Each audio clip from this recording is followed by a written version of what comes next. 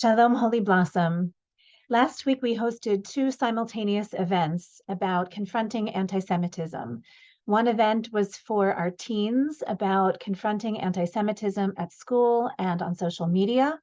And simultaneously, there was another program for adults about confronting anti-Semitism in the workplace.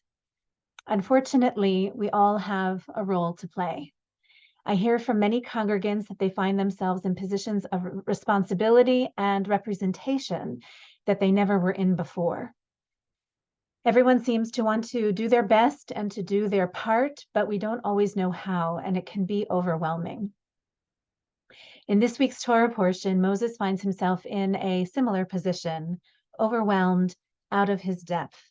The responsibility weighs heavily on him, quote, from morning until evening. Min haboker ad ha'arev. And so Moses turns to his father-in-law, Jethro, for advice. Jethro is not Jewish. He is the leading figure of his people, the Midianites. And Jethro says to Moses, his son-in-law, what is this thing that you are doing for the people? And why do you act alone while all the people stand about you from morning until evening? And Moses answers, it's because the people come to see me when they have a dispute. The debate is brought before me, and I have to decide between one party and another. I have to make known the laws of what is just in the eyes of God. But Moses, his father-in-law, said to him, the thing that you are doing is not right. Lo tov hadavar asher ata oseh. You will surely wear yourself out, and you will wear out your people as well, for the task is too heavy for you, and you cannot do it alone. When I speak with Israeli friends and colleagues, they are hyper aware of what we are facing here, and they see that we are speaking up for the Jewish people and protecting the Jewish people on another front. When I ask them, how are you? They say, no, how are you? We heard about this bagel shop, or we heard about this bookstore, or we heard about this school or this synagogue. How are you? And they say, be careful not to become dispirited, just like Jethro said to Moses. You don't have to go it alone, they say, just like Jethro advised Moses. So I want to pass along that encouragement and that insight that none of us has to go it alone. We have one another, fellow congregants, and leadership to turn to be a sounding board, to be a resource. We also have great resources right here of organizations of many kinds who have really made this at the center of their mandate. So if you don't already know about the Friends of Simon Wiesenthal, I want you to know about them. If you don't yet know about CJA, check out their website, and all the links are below.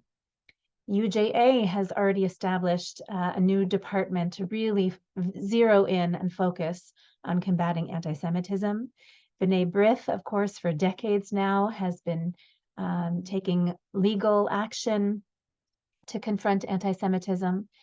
And there's another organization that you may or may not know about. It's based in the US, but many of the resources translate here to Canada, and that is the ADL, the Anti-Defamation League. So I hope you'll make your way to that website as well and draw from some of the resources there and share them in your workplace with your colleagues and with friends as well. Holy Blossom Temple is organizing for how to partner with these organizations so that we as a congregation can mobilize and organize and advocate well for Israel and for Canadian Jewry.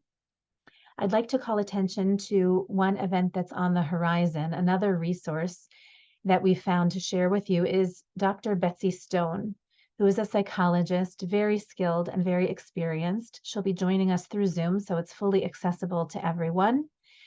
And this program came about because some congregants have confided in me over these recent months that it can be difficult to hold conversations even within one's own family. And that can be vertically between the generations, parents or grandparents with grown children or growing children, and then also vertically, also horizontally. It can be between siblings, it can be even between spouses.